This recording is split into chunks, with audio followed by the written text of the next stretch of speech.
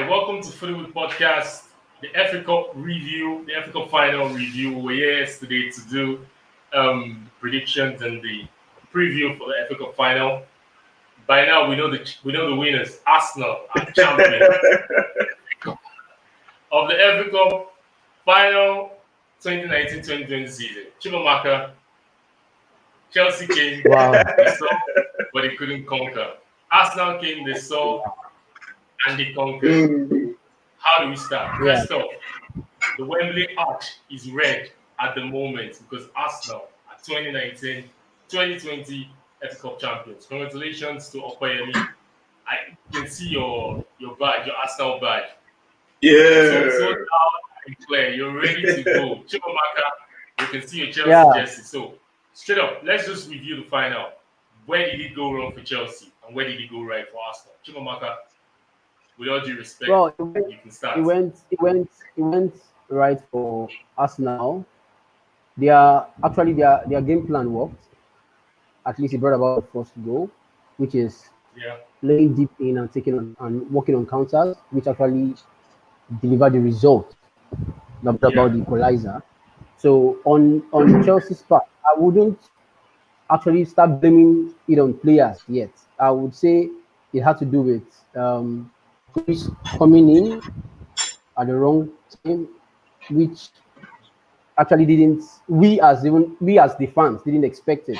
An hour before kickoff, we saw a lineup that included a Kante in it.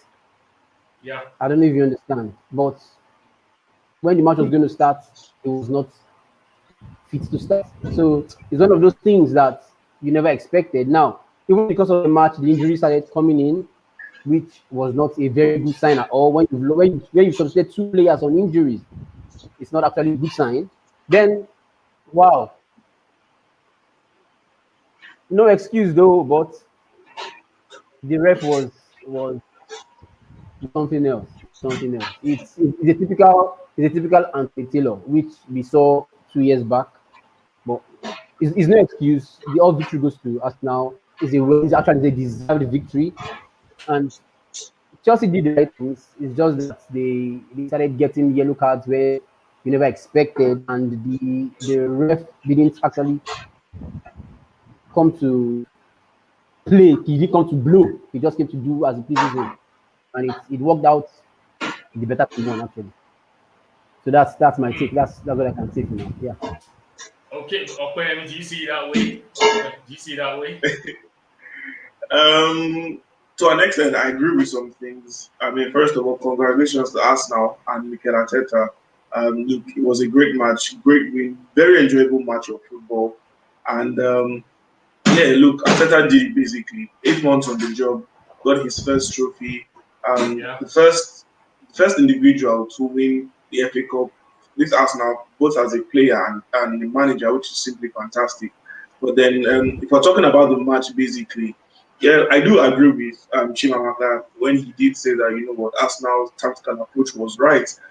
Taking a look at the last two fixtures, the last two major fixtures, basically, between Liverpool and Manchester City, this was the same approach.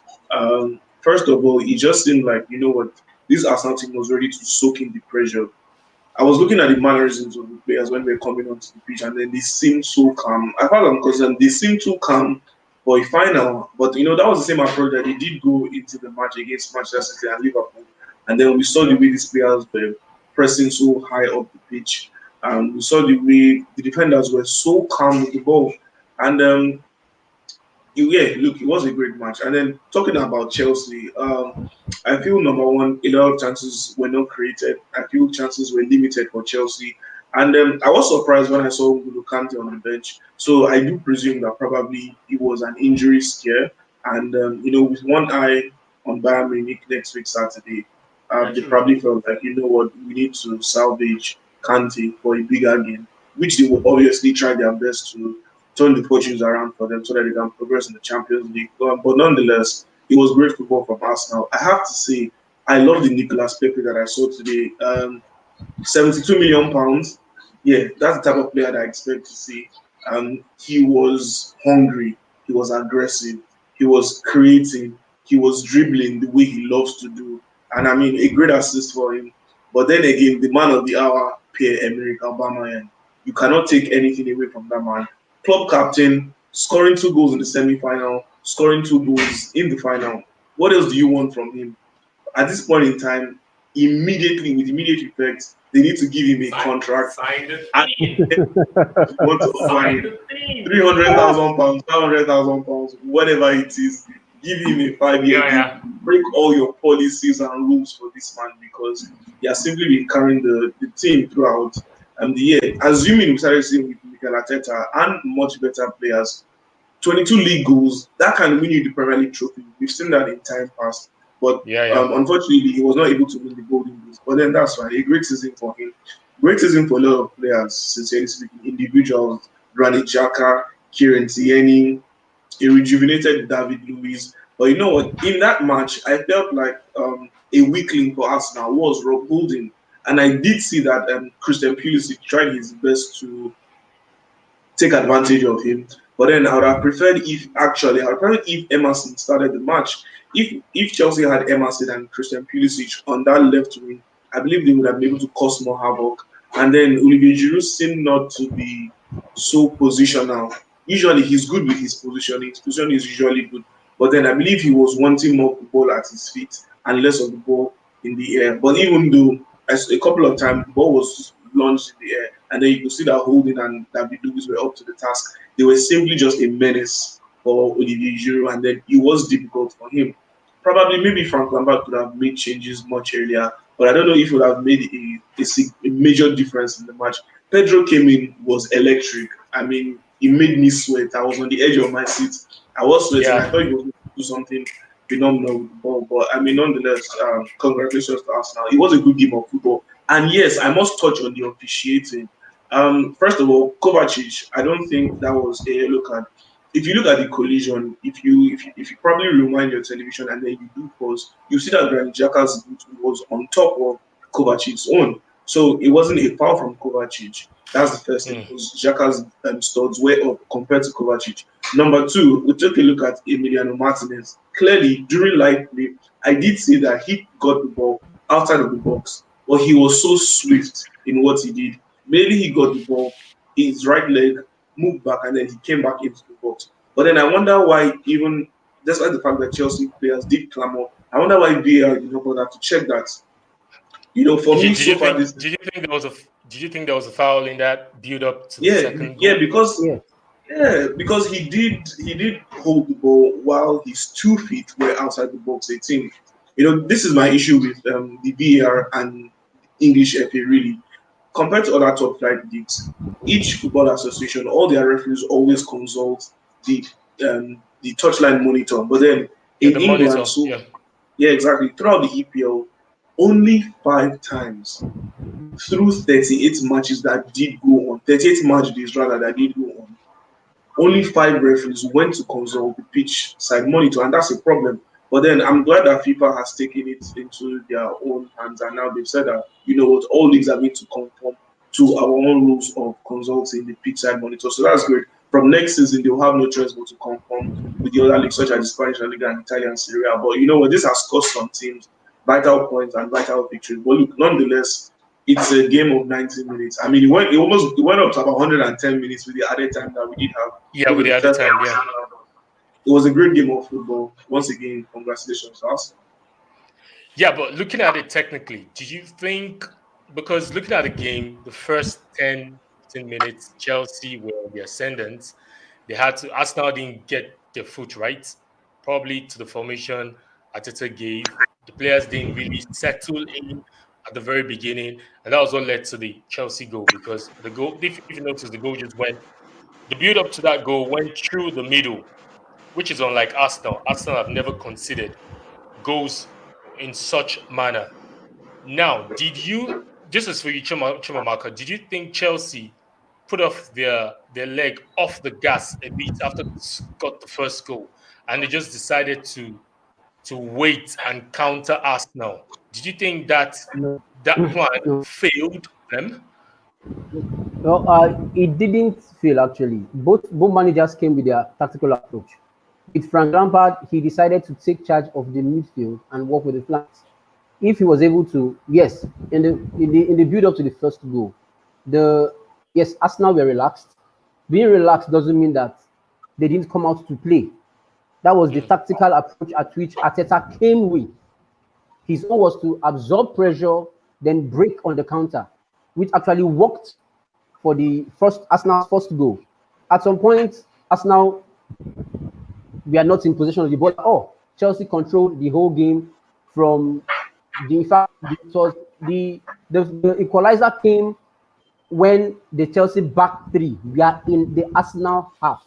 So it was a tactical approach which Arteta came out with that worked for him. So I wouldn't say they put their leg or move their leg off the gas. Chelsea came to come and attack to play. In the first 10 minutes, they were able to draw out a goal. I don't know if you get me. Yeah. Then Yeah. Arsenal had to settle in to be able to bring out a result from what they actually planned, what they actually worked on. And it came out for them successfully. Then what also happened again was the fact that Chelsea's best player on the pitch had to get out due to injury. But to be fair, And but to that be thing fair, that after no, to be fair on Arsenal, let's just balance things out because before Pulisic went off, before he pulled that hamstring, beginning of the second yeah. half, at the first half, Pulisic really didn't threaten. He didn't really threaten Arsenal in any way. He didn't really threaten. I Well, think Arsenal defenders were able to cover him up or just yes, build a wall I'll give against credit. him. I'll give Yeah, and credit to Giroud, Arsenal defense. I'll give yeah, credit and to Arsenal Giroud defense. also, I wouldn't say Giroud I also, wouldn't say Giroud also wasn't. Sorry, let me just finish. Giroud also wasn't getting enough supply because Arsenal were able yeah, to yeah. contain Pulisic, Mount. So Giroud was just left all alone. He couldn't do the build-up play which Chelsea would normally do.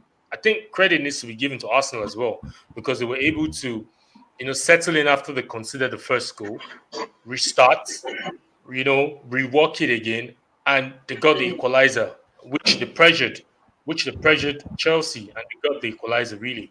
So I understand what you're trying to say, but let me just allow you finish. Okay, yeah. I'll agree with you regarding the Arsenal defense. They were very posed.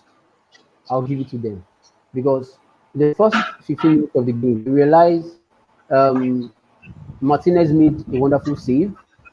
Yeah, If you can remember, from Mount, yeah, yeah. from Mr. Mount's That, shot, that, that, that and was a shot. that was it. I don't know if you get. So then Chelsea took their opportunity. This was when the Arsenal defense were lagging. I don't know if you Yeah. understand. It is as soon as the goal came in, they had to beef up the defense. It's like they had to wake up, tell themselves that yes, they have to knock these guys out. Mason Mount became a threat at the first 15 minutes of the game. And they realized the only way to neutralize his movement was to cut him off supplies. Mason Mount would have been the only supply to Giroud, but he wasn't getting it. I don't know if you understand. That's why Giroud Yeah. was was just roaming It about. was like a passenger. Yeah, it was just there. Hey, It you was understand? just there. So, Yeah. but credit to Arsenal defense. David Luiz was composed. Rob Holding, after the first error of the first goal, he got himself back. And Yeah. they were then this guy from left wing, Tierney. Maitland Niles. Yeah, Oh, Tierney. Yeah. no, Tierney. He Tierney. was Yeah. awesome. He neutralized every of Giroud's movement. I wouldn't tell you that David Luiz did that. No, it was Tierney that did that. He locked Giroud up totally. That was why Yeah. Giroud was unable to move. His functionality up front was neutralized. The threat never came again. At some point, we are just dancing all around the midfield because So Ceballos and others were absorbing the whole pressure. yeah. So Okpe, would you say the injury to Azi and the injury to Pulisic in the beginning of the second half, do you think favored Arsenal one way or the other? Look, I won't really say it favored Arsenal to an extent. I believe if okay, Aspi and Pulisic went out, you had Christensen and Pedro did Yeah. come on. Look, those are two solid players. Those are two players that can actually start on a normal game for Chelsea. We take a look at the caliber of Pedro. Look, that is one of the most decorated players in the last decade in football. he's that good of a player. At the age of 32, left foot, right foot, he's so unpredictable. You don't know which foot he's going to actually score with. His movement of the ball is simply fantastic. I And believe he it was cost more of Arsenal a a bit of threat. scare too when he came in. It Yeah, cost actually, Arsenal a and bit of scare too. of course, I did tell you that when Pedro did come in, I was on the edge of my seat. I was sweating because he was causing havoc. I'm not going to lie to you. He was causing havoc. And then take a look at a Christensen for me, who at a very young age is extremely composed, And Kozuma was playing good football. Zuma was dribbling in his own half. A Kozuma of last year or 2 seasons ago would not be able to do that. And that's a player that is filled with so much confidence and is playing good football. So I'm not going to say that Aspi getting injured and Pulisic getting injured was a factor to Arsenal winning. I take a look at Aspi. Look, he knows better. He should have known better. He was also lucky not to have gotten a red card because I believe the major reason why he didn't get a red card was because probably Nicolas Pepe was flanking Aubameyang on the far right-hand side. Assuming Aubameyang was the only Arsenal player in that half with Aspilicueta, it would have been a straight red, no doubt about that. That was good officiating, though. Chimamaka, that was good officiating. That was good officiating as well, because you pointed out officiating was a bit. No, it was no. That was the beginning of the whole thing. That was good officiating. Yes, you can't get it all wrong. That's the truth. You can't get it all wrong. It's 90 minutes for God's sake. You can't get it all wrong. Yeah. If you decide to call that out and you don't normally, that to me was a red card. That offense, that tackle on Aubameyang, the box was a red card and a penalty. But yes, he allowed it slide. But at the other time, as the match went on, we didn't. It was a terrible officiating, like to me. But for the goals, for all the goals that came, they were well deserved. They were fantastic goals. Yeah, you are fantastic. So yesterday in the preview, when we did the preview podcast, we asked the question which defense was going to bottle it. And I told you. Okay. You told me. I knew that already. I mentioned it was going to be Chelsea. It's Chelsea's defense that we're going to bottle it. Because an Arsenal fan. But truth be told, because I'm a Chelsea fan. But truth be told, to balance things, did any of the defense bottle it? Yeah, I think they gave a good performance. They gave a good performance of themselves. When you're taking a look at the defense as a whole, we're talking about the 5 defenders for both teams. I think all 5 defenders were very good as a cohesive unit, but I believe they were individual errors. Number one, Rob Holding for Arsenal, individual error right there. Aspilicueta also, that was an individual error. So, but then the defense as a whole was brilliant. I love the way the 5-man defense of both teams were set up. You take a look at Chelsea's 5-man defense, the way it was set up. When they were playing the ball from the back, they were set up with 4 men. You have Alonso at the left back position. You had Rudiger and Zuma spaced out in the middle, and then you have Reece James pushed all the way up in the field, and then you had Aspi who seemed to be in the right back position. So Reece James is someone who is also able to drift into the field. He can play in a defensive midfield position, so he gave Chelsea that extra move at the last quarter of the field. So I love that. I love that setup from Lampard. I was glad that Lampard was able to utilize that ability in Reece James. So that was fantastic. Taking a look at Arsenal as well. After Maitland-Niles, look, this is football intelligence from a player. Apart from what your coach does tell you, when you're on the pitch, you learn things and you see for yourself, and then you adapt to the game. Maitland-Niles could also see that Reece James was very much high up the pitch and was getting a lot of ball. And then we saw that in the first 20 minutes. We saw how flaccid the Arsenal midfield was. We saw the way Xhaka was just too calm for my liking. Same thing with Ceballos. So you know what, Maitland-Niles started drifting into that midfield, started providing more options for them. You know he's right-footed. He'll always come into his stronger foot and create more opportunities for them. And then that actually opened up the Chelsea defense. So look, that was great. As a cohesive unit for both teams, both defenses were great. But in terms of individual,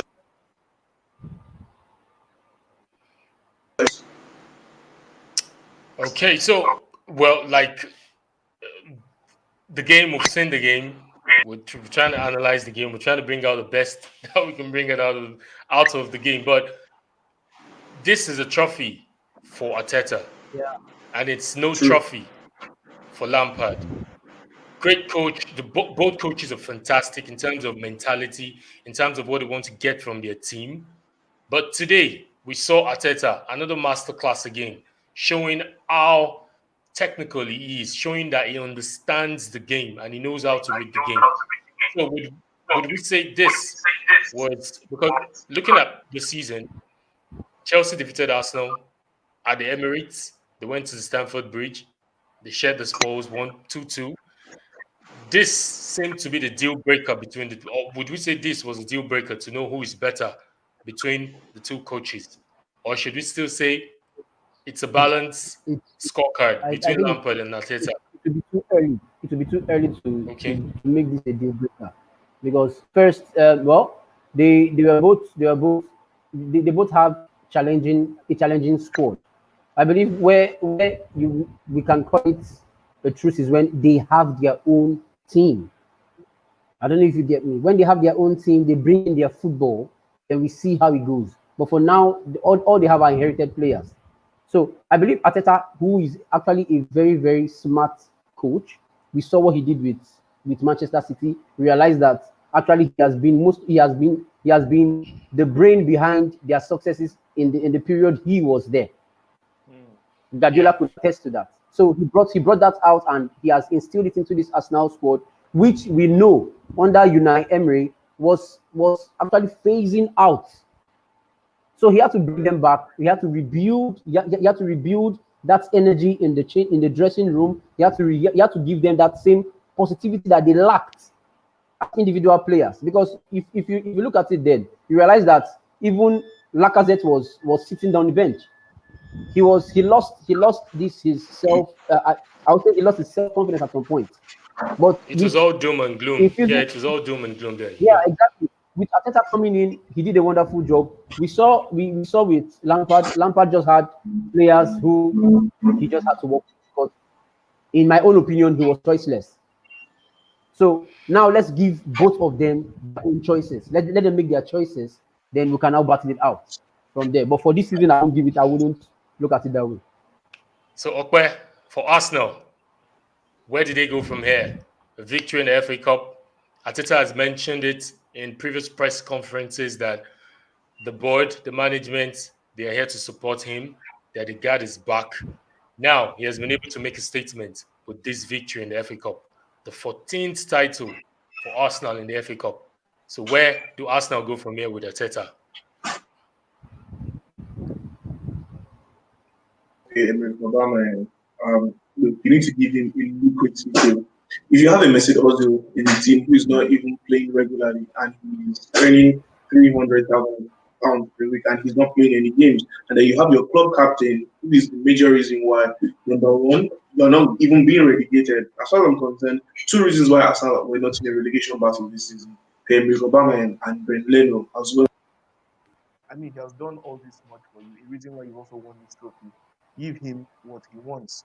£250,000, 300, 500, whatever it is, give it to Aubameyang. If he wants a new gold-plated Lamborghini, give it to him. So that's the He's worth it. Man. definitely. And then you need to, I believe they need to secure a loan deal for Danny Ceballos. Look, if Ceballos leaves, then you now Think of what type of quality midfielders can Arsenal attract. The problem is now is the finances. Yes, they won the FA Cup, 150 million pounds to the club. Yes, that's fine. But then let's not forget that Arsenal is actually one of the teams who had to adhere to the following rules of the UK government. So that means we have, number one, the players reduce their wages. They agreed to reduction of their wages. Also, staff of the club. So they need to think of a way to keep the club going. The club needs to float for a number of seasons because before they can revert back to the status quo. And then when it comes to signing players, number one, a huge target for them was Dio Upamecano, and then they signed a loan extension with RB Leipzig. So we know that in defense, they are short-handed. Another target for them is Edouard of Lille Metropole. And then I know that Everton have strong interest in him. So does Manchester United. So right now, Arsenal has limited options as far as we know on paper. But then I would tell you that Mikel Arteta, Maurice Edu, the club sporting director, and Rahul Sanheli, they've got a great relationship. They know the types of players that they do want at the club. Take for example, I know one thing for sure is that Mikel Arteta loves to work fast in the transfer window. We see what he did in December. He brought in the likes of Pablo Mari, Cedric Suarez as well, and then he could recognize great talent in Eddie Nketiah, bringing him back on loan from Leeds United. And I know definitely he knows what he's doing going forward. Raul Sanheli is another reason why Gabriel Martinelli is at Arsenal currently. So they need to secure. I believe they need to secure one more solid defender, one more solid centre back, and I believe they need to offload Sead Kolasinac and get in another good replacement in for a backup left back. With William Saliba coming in, it's going to take a while for him to settle in the squad. But then for someone who's just 19, he's got great composure. He reminds me a lot of Rafael Varane. You might have probably heard this before, but then looking at his build, his stature, and then his gameplay, that's the same Rafael Varane I saw at Real Madrid in 2012 under Jose Mourinho. And look, with time, he will develop into the squad, and Saliba will be a world-class centre-back. I can't guarantee that he's going to be at Arsenal for a long time. He's one of those players that I know that with great prospects, he will eventually, step into the shoes of that great image at the French football scene, and then probably go to a bigger club like Real Madrid or Barcelona, as the case may be. But then when you got a Pablo Mari, a left-footed 6'4" centre-back who can play comfortably well at the back, look, Arsenal is good to go. And then with the kind of football Arteta wants to play, he probably wants to bring in another left-footed midfielder. That would be very, very difficult. Players like that are very hard to find now in this transfer market. And then that midfield, we need a defensive midfielder. Since Alexander Song left for Barcelona in 2012, Arsenal has not had Arsenal has not had another solid defensive midfielder. Lucas Torreira is a good box-to-box midfielder. He can't perform the role of a defensive midfielder, but he cannot do it on his own. He needs another solid rock beside him so that he can play effectively. So that then brings me to Thomas Partey. And right now, we know that Arsenal offered £25 million plus a player who many believe is Matteo Guendouzi for Atletico Madrid. I know that Diego Simeone likes Guendouzi, but I don't think he actually wanted Guendouzi in his team. Look at the way Atletico is being set up. They've got strong players who are able to play for 90 minutes straight up. And Matteo Guendouzi, at the age of I find it difficult, he can't give 110% for a club like Atletico Madrid for 90 minutes season in season out. So definitely that's the type of player that Atletico Madrid would want if they are going to let go of Thomas Partey. Then again, Thomas Partey's valuation, according to Atletico Madrid, is at least £50 million. So really, what is Arsenal doing? Are they trying to play hardball? I know they can do it. They did it with Kieran Tierney, who was valued by Celtic at £50 million, but then they kept dragging, and then they got 25 million for him. Great bargain. But then the season is limited. Transfer window open on the 27th of July. It's going to end on the 5th of October. Time is limited, and then every other club in the Premier League is hungry. I tell you, next season is going to be simply fantastic. You see Leeds United under Marcelo Bielsa, they play fantastic football. If Arsenal is not careful, they don't get the right set of players in that team. Trust me, they will be fighting a relegation battle. There's no doubt about that. No way. No. To be honest, sincerely speaking, you look at this. You might not get to that. Yeah, you might not get to that. Fine, that's if they take the correct type of player that they need. We take a look at the Jose Mourinho side. Once Jose gets the type of player that he wants, Spurs will be a side to be reckoned with. Same thing with Leicester, same thing with Southampton, same thing with Manchester United. It's going to be difficult next season. So a centre back, a solid defensive midfielder, and a left winger is needed. I've heard rumors about Fred Zaha, possibly even Memphis Depay as well. But look, Arsenal have the money right now to an extent. I believe the best thing that they would do is number one, player swaps and loan deals, and then obviously bargaining. How is that going to work? I really don't know. But look, I wish them all the best. But then I do have faith in Raul Sanheli, Boris Edward, and Mikel Arteta. Chimamaka, like I said before, Chelsea came, they couldn't conquer. Will Lampard take this as a lesson? What is it going to do from here? What would you advise he does? Every defeat is a lesson, but now it's giving him room to actually be able to spot out where the lapses actually have been all through the season. We know we used to have the attack problem. We are able to bring in Hakim Ziyech and Timo Werner. which actually is a very wonderful advantage for Chelsea in that and on the attack line. But now, with the consistent injuries to Pulisic and Willian not guaranteed a contract extension and Pedro leaving, it only means that Chelsea would have to actually go back into the market and get in somebody else. I see that they're looking at Brentford side Benrahma, which Drama, actually is a good one. correct. Yeah, he's going for will be costing about 35 million, which I believe Chelsea can do with the way they are, and being the fact due to the fact that Roman Abramovich is ready to spend in that department, they would need to actually bring in one more player because you realize that this season alone, Pulisic has gone out injured 3 good times, which is not good for a very good player. So that area has to be covered. Secondly, we have lapses with our left back, either working via the left wing back or the left back. That position has to be sorted out, and not just sorted out amicably. We have so many options on the table. We have been linked with Tagliafico. We have been linked with Alex Tellers. We have been linked with so many other players. Gosen in Atlanta. We've been linked with so many left backs. Chilwell in Leicester City. But the truth there is, on stats, on paper, we realize that with the way football is going presently or currently, we realize that you have to check their stats to know which is well suited for that position for Chelsea. Now, it also depends on the style that the coach decides to play and the kind of player that actually suits that style of play. So now we have all these options. All these options are wonderful options. Left for me, I would stick with Tagliafico, who is actually awesome defending and has his bite up front. If I'm going to go for a second option in that position, I'll go for the Atlanta left back. That is Gosen, a German as well, who has wonderful stats. He has 8 or 9 goals this season already. Has 7 assists from left back. Also uses the left wing back as well.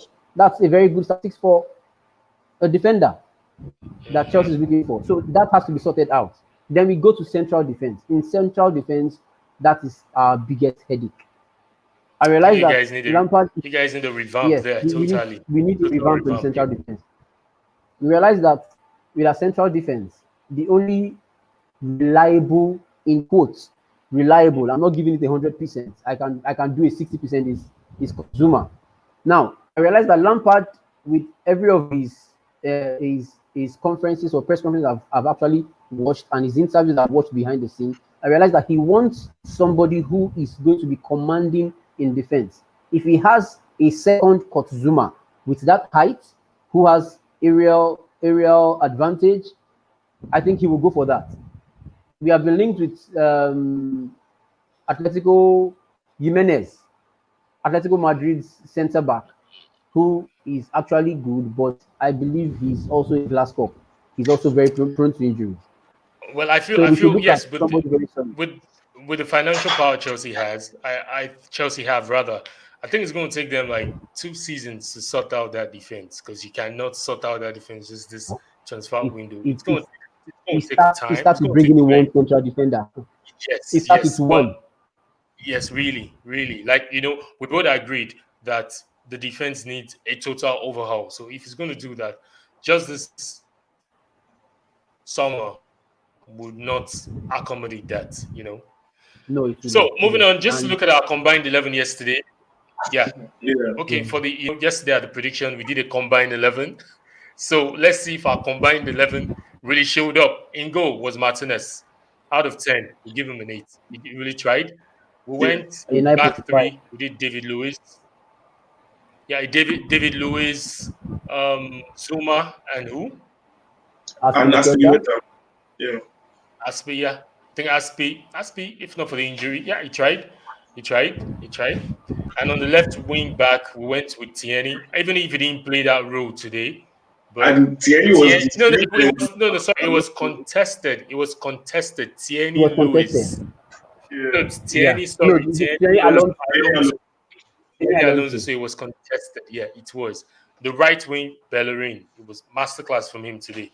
He really performed today. In the midfield, Shaka, Mount. No, it was Xhaka and Kovacic. Okay, sorry, Shaka and Kovacic. Both of them Yeah. tried. Yes. Both of them did well. Yeah. But for the red card, Yeah. that was just the only blip for Kovacic today. And the front three, Aubameyang, man of the match, Yeah. Giroud, didn't really turn up today. Even he if he was had an beaten. assist. Yes, he had an Yeah. assist today, but he didn't really turn up after the assist. And Pulisic, he had a goal. He had to leave the game injured. So I think we did well in our combined 11. We did well, yeah.